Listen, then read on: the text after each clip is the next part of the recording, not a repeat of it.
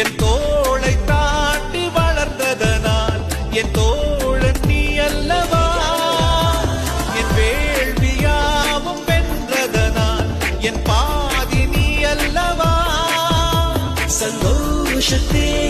தாவி ஏறி மனமின்று மிதந்திட என் வானத்தில் ஒரு நட்சத்திரம் புதிதாக பூ பூத்து சிரிக்கின்றதே எங்கே